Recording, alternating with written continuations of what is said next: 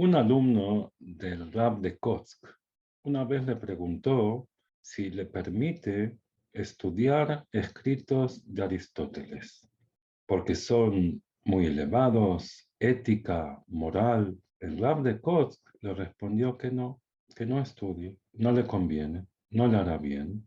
Preguntó el alumno por qué.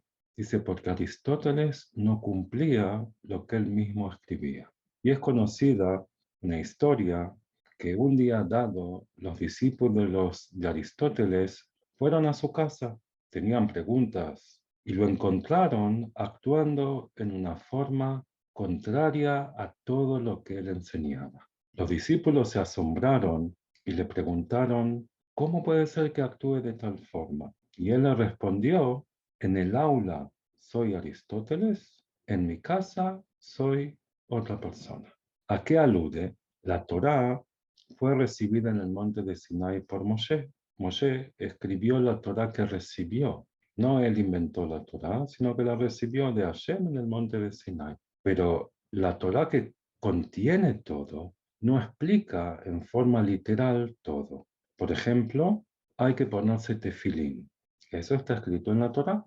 Pero ¿cómo se hacen los tefilín? ¿De qué color? ¿De qué forma? No está escrito. En Sukkot hay que estar 7 días en azúcar. ¿Cómo se hace un azúcar? No está explícito en la Torá. Eso lo trajeron los sabios. Es decir, Moshe cuando recibió la Torá, escribió la Torá escrita, pero recibió también toda la Torá oral. Y esa Torá fue generación tras generación, pasando de una a otra por medio de los grandes sabios de cada generación. Y ellos fueron los que nos dieron el legado de cómo entender cada versículo de la Torá, cómo actuar en forma correcta en lugares en los que la Torá no es explícita, pero los sabios no actuaban como Aristóteles, desde luego que no. Y un ejemplo para poder cerciorarnos de eso, hay una pregunta, es que hay una halajá, 2 personas en el desierto y hay agua solamente para una. ¿Qué se debe hacer? Una idea es que repartan el agua y a pesar de que aparentemente no alcanzará para ninguno hasta que lleguen a la ciudad, que actúen de esa forma y Hashem misericordioso los ayudará. Pero en forma lógica, simple, ¿qué podríamos decir? Las personas no se conocen, nunca se vieron en la vida. ¿Cuál sería la lógica? Que el dueño del agua le diga, me encantaría compartir contigo, pero no hay suficiente. Esta es mi agua y mi vida la tengo que cuidar, por consiguiente beberé el agua. Y eso es lo que dice Rabbi Akiva. Tu vida es anterior a la vida del prójimo, porque tú tienes ahora la opción de poder seguir viviendo. A él, Hashem se arreglará con él. Y la pregunta, algo tan lógico que aparentemente es simple, ¿por qué solo Rabbi Akiva llegó a esa conclusión? Tantos sabios que profundizan, que analizan a fondo cada palabra de la Torá para llegar a ver la verdad en todos los aspectos.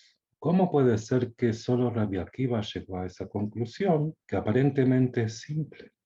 Y la respuesta es que todos los sabios pensaban, pero ¿por qué ninguno la dijo? Porque cada uno de los sabios tenía la duda de que el deseo interno de cada persona de vivir influye en la forma que entiende la Torá y llega a una conclusión que no es 100% íntegra de la Torá, sino que hay inconscientemente factores de su propia vida que influyen en la forma de pensar del mismo sabio. Y entonces podríamos preguntar por qué Rabbi Akiva sí pudo contestar de esa forma. Y la halajá es, como dice Rabbi Akiva, porque Rabbi Akiva, cuando los romanos lo mataron sacándole su piel y su carne antes de dejar este mundo, dijo, Shema Israel, Hashem Elokeinu, Hashem Echad. Y los alumnos le dijeron, Rabbi Akiva, usted tiene un nivel tan grande y sabe todo tipo de kavanot. Sigue un párrafo más. Y hay un nombre sagrado con el cual tú puedes sacarte de encima a todos los enemigos. Y saldrás con vida, te puedes salvar. Les contestó Rabbi Akiva a los alumnos. toda mi vida estaba esperando llegar a este momento. Es decir, dar su vida por el nombre de Hashem. Y ahora que llegó lo voy a desperdiciar. Los romanos lo mataron a Rabbi Akiva por enseñar Torah. Entonces vemos que Rabbi Akiva en cada momento de su vida estaba dispuesto a dejar la vida en aras de Hashem por una mitzvah. Por consiguiente, Rabbi Akiva no tenía duda. Llega a una conclusión que es íntegra, que es verdadera al 100%, de que la vida propia de la persona que tiene el agua antecede a la vida del prójimo. Entonces vemos que los sabios no ponen de sí en absoluto, sino que ven todo como es la verdad. Y así nos dan un legado, generación tras generación, de cómo debemos actuar. Entonces vimos en resumen qué es la Torá. Es el libro de las mitzvot, el tesoro que podemos recibir. La mitzvah misma refina nuestro deseo para poder elevarnos. Y ahora también vemos que los sabios son los que nos han legado la explicación práctica de todas las mitzvot que están señaladas en la Torá, pero en forma propia no podríamos llegar a ver en forma verdadera. Y tenemos la seguridad de que los sabios que nos han legado toda esa información, toda esa sabiduría, no hay nada de Aristóteles ahí. Eran y son personas íntegras con un deseo íntegro de solo ayudar y cumplir con la verdad en forma completa. Por ejemplo, para poder entender, todo el mundo viajamos. Está la policía de tránsito y a veces hacen multas, o no solamente a veces. ¿Por qué no influye en nosotros la multa que se recibe para que dejemos de hacer infracción? La mayoría de la gente no teme a la infracción, sino a la multa. Y una de las explicaciones es porque el mismo policía de tránsito que hace la multa, él comete todas las infracciones que nosotros cometemos también, pero él lo puede hacer porque es policía.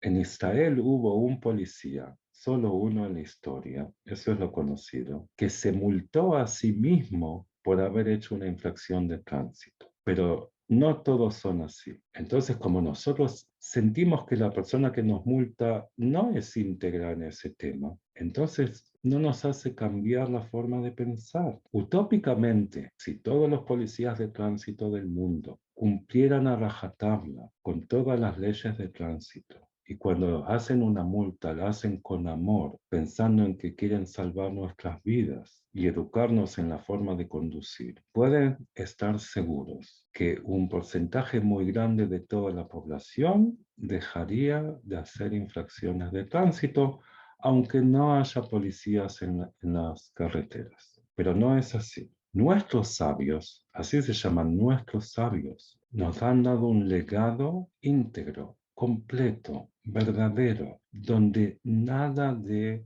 interés personal se activa en una resolución que han dictado. Por consiguiente, felices somos de poder relacionarnos con legados escritos, sabios tan puros que irradian de su pureza y nos llaman en el interior a purificarnos también.